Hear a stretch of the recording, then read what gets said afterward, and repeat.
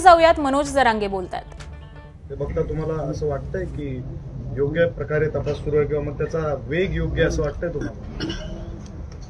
आधी वाटत होतं ज्यावेळेस कुटुंबाला देवेंद्र फडणवीस साहेबांनी शब्द दिलता की मी यांना सगळ्याला फासाला लटकवलं तुम्हाला दाखवी. हे कुटुंबाला शब्द आहेत, बरोबर आहेत ना? हे कुटुंबाला शब्द आहेत, आम्हालाच कुटुंबांनी त्यावेळी सांगितलेलं. आम्ही त्याच वेळेस भाषणे केले, तुमचं रेकॉर्ड सुद्धा आहे की आम्ही फडणवीस साहेबांच्या शब्दावर विश्वास ठेवून पुढची आंदोलनं थांबवतो. कारण राज्यात पूर्ण राज्य त्यावेळेस खूप उठाव करणार होतं, खूप सगळ्यात रोष होता. फडणवीस साहेबांच्या एका शब्दावरती सगळे लोक शांत बसले होते की होईल. पण आता वर्ष झालं तरी झालं नाही. याचा अर्थ तपास यंत्रणेवरती त्याचं ऐकून सरकार दबाव तर आणत नाहीये ना. कारण आणखी तो आरोपी फरार आहे. जो तो फरार आरोपी गोंधळे का गोंधळे कोण आहे ते काय नाही, ते गोंधळे हे ते बिगर बापाचं कुठे गेले हे बघितलं पाहिजे सरकारनं लवकर. कारण इतकी क्रूर हत्या करणारे बाहेर फिरतेच कसं काय, आणि याला लपून ठेवलंय, हे कुठे गेलं नाही. कारण काल जे मी आपल्या चॅनलच्या माध्यमातून फोटो बघितले ना, तेव्हापासून मग आता टांगड्यात गळाल्या. पुन्हा आम्ही कसं तरी थोडं थोडं कुटुंबाला विसरायचं सांगतोय, धीरधारा म्हणून सांगतोय.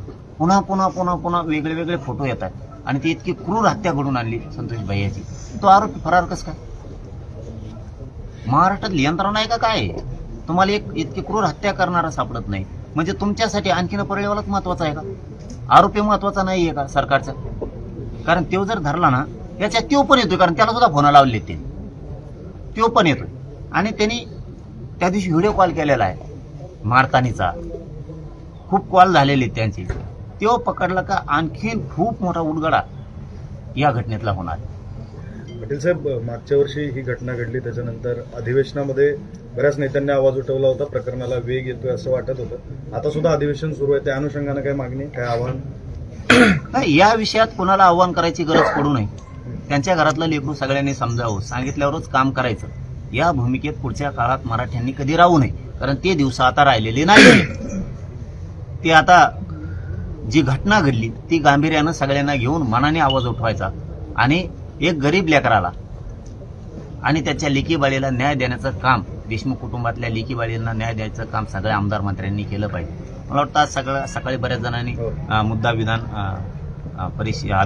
याच्यामध्ये विधानसभेत अधिवेशनात उचललाय. मला वाटतं प्रकाश दादा सोळंके साहेबांनी सुद्धा उचललाय तो मुद्दा, मी बघितलं. मला वाटतं विजय वडेट्टीवार साहेबांनी सुद्धा तो मुद्दा लावून धरलाय. म्हणजे प्रत्येक जण करतोय. आणखीन आज उद्या सगळे बोलतील ना, बोललंच पाहिजे, की सांगायची गरज नाही पडली पाहिजे. इतकी क्रूर हत्या जर झाली, कारण ही काय मानसिकता होती, ही मानसिकता कायमची संपवायची असेल तर सगळ्याला आवाज उठवावं लागत. आणि सरकारला सुद्धा हे विषय आता किमान 4-5 महिन्याचा आता तरी त्यांनी संपवावा. तर संतोष देशमुख यांच्या हत्येला 1 वर्ष पूर्ण झाल्यानंतर मस्साजोगमध्ये मनोज जरांगे बोलत होते. एबीपी माझा, उघडा डोळे बघा नीट.